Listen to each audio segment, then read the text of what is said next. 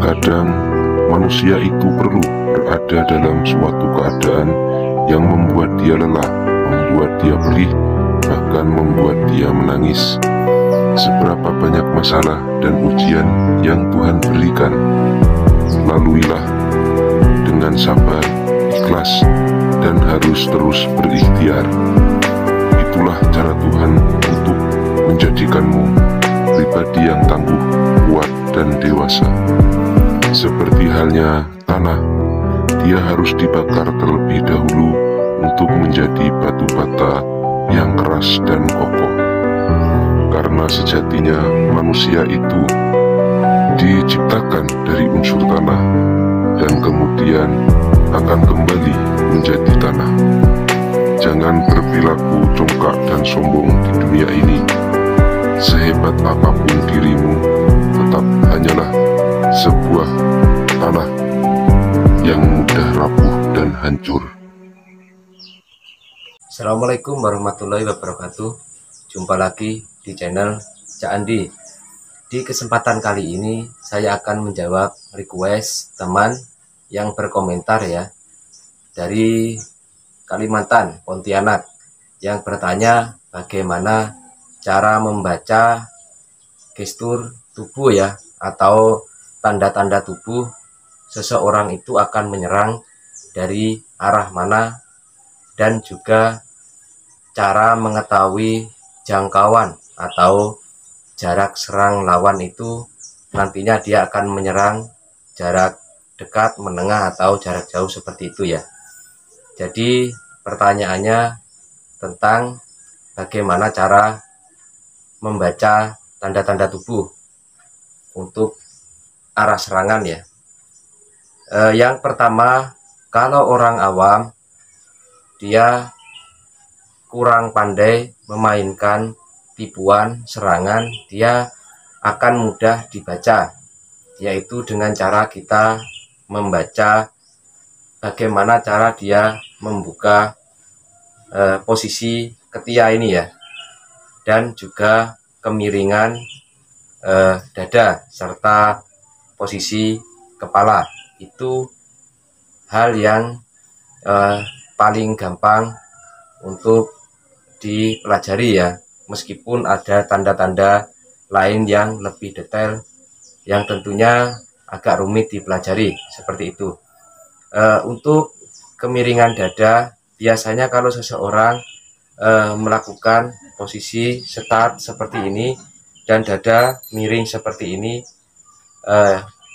akan cenderung atau akan lebih banyak melakukan serangan dari arah sebelah kanan ya, seperti itu. Jadi kebiasaan seseorang yang melakukan start atau bacokan dari sebelah kanan, dia akan cenderung memiringkan posisi dada seperti ini, karena untuk mengambil start ya, atau menambahkan power, dia harus menarik lengan ke belakang dan mengakibatkan posisi dada ini miring seperti ini. Untuk arah serangan dari atas, dari tengah atau bawah, biasanya kita akan melihat dari posisi lengan ya, atau cara dia membuka posisi ketiak. Kalau dia sejajar seperti ini, kebanyakan dia akan melakukan serangan mendatar seperti ini. Kalau dia dari posisi atas dan dia agak ke atas seperti ini, dia akan seperti ini, atau dari atas seperti ini. Kalau posisi ketiak dia lebih rapat seperti ini, agak turun ke bawah, biasanya dia akan melakukan serangan seperti ini ya. Begitupun dari sebelah kiri, seseorang akan cenderung melakukan kemiringan dada ini ya, seperti ini. Nah, saat seorang mau menyerang dari posisi kiri, dia pasti akan miring ini seperti ini ya, bawah ya. Kalau posisi ininya rata seperti ini, biasanya dia akan datar. Kalau ada bengkokan ke atas seperti ini, biasanya dia akan menyerang dari atas seperti itu.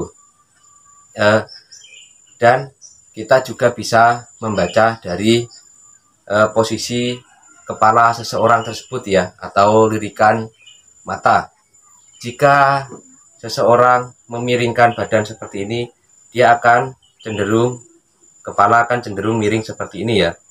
Nah, seperti ini ya. Jadi kalau seseorang sudah memasang setat miring seperti ini, sudah hampir dipastikan kebanyakan dia akan melakukan serangan dari arah kanan. Kalau posisi dia seperti ini, sudah kebanyakan dia akan melakukan dari serangan arah sebelah kiri ya. Itu trik atau cara kita membaca tanda-tanda tubuh ya, yang lebih mudah dipelajari. Sebenarnya kita juga bisa membaca dari gerak urat ya, yang di lengan sebelah sini juga sebelah sini. Itu pun kalau seseorang menggunakan lengan pendek seperti ini. Kebanyakan seseorang yang tidak ingin dibaca gerak-gerik arah serangannya, dia akan menggunakan baju yang agak tidak terlalu ketat ya, atau jaket yang tidak terlalu ketat dan berlengan panjang. Itu untuk mengelabui bagaimana seseorang tersebut akan melakukan serangan seperti itu. Terus untuk mengetahui jarak, biasanya kita membaca dari posisi kaki atau kuda-kuda seseorang sebelum setat melakukan serangan ya. Biasanya kalau tipe jarak untuk serangan celurit dibedakan menjadi 3 ya, yaitu tipe serangan jarak dekat, jarak menengah, dan jarak jauh. Untuk tipe jarak dekat, biasanya jika seseorang memegang atau tipe permainannya cenderung menggunakan tangan kanan, dan posisi kaki kanan di sebelah belakang, dia akan cenderung melakukan serangan jarak dekat seperti itu ya. Kalau posisi kaki dia datar, dia akan melakukan serangan jarak menengah. Tapi kalau kaki kanan di depan dan dia permainan aktif menggunakan tangan kanan, kemungkinan dia akan melakukan serangan jarak jauh ya.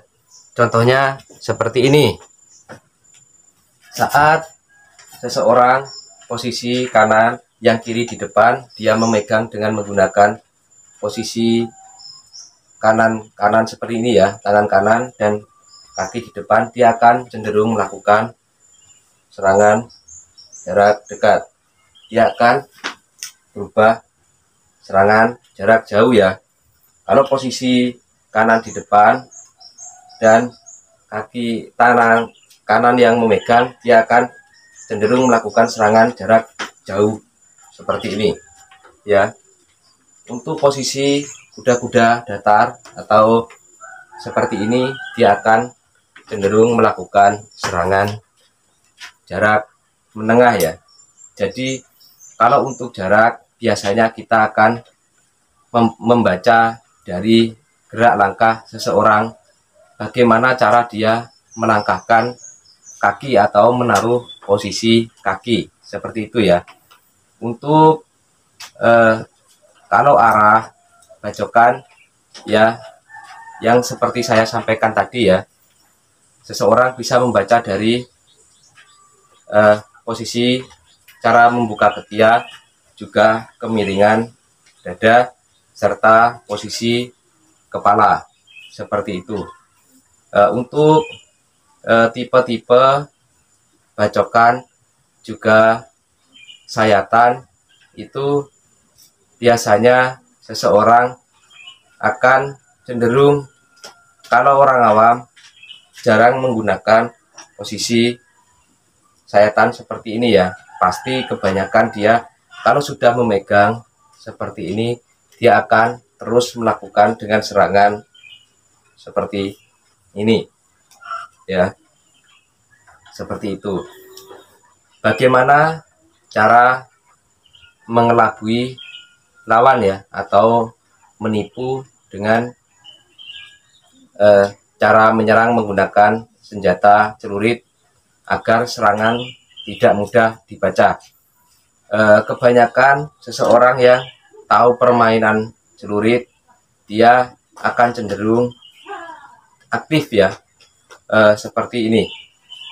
Dia jadi memang sengaja aktif seperti ini biar tidak bisa dibaca.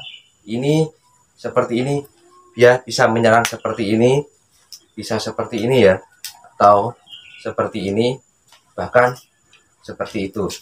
Jadi posisi seseorang itu akan lebih cenderung di depan dan aktif seperti ini, meskipun belum melakukan serangan. Itu biasanya seseorang gunakan untuk agar tidak terbaca oleh lawan ya, arah kita menyerang agar tidak dibaca oleh lawan, seperti itu. Mungkin di kesempatan kali ini saya hanya membahas itu dulu ya. Nanti kemungkinan saya akan lanjut di materi berikutnya, bagaimana tentang pendalaman senjata celurit ini ya, dan juga melanjutkan kembangan-kembangan yang sempat tertunda karena request teman yang ingin juga belajar tentang bujur Madura, caluk munteng, dan pisau ya. Jadi saya memang membuat video secara acak ya, tapi kalau kalian masuk di playlist, dia akan terpisah di situ. Playlist tentang tutorial celurit, tutorial caluk munteng, juga bujur Madura dan pisau, serta tutorial tentang solusi-solusi yang penting sudah terpisah di playlist. Jadi bagi teman-teman yang ingin fokus belajar tentang celurit, silahkan masuk ke playlist tentang tutorial celurit ya. Di situ sudah terdapat banyak tentang dari tahap awal sampai beberapa tahap ya. Saya sudah membuat banyak tentang video tutorial celurit. Mungkin seperti itu saja. Assalamualaikum warahmatullahi wabarakatuh.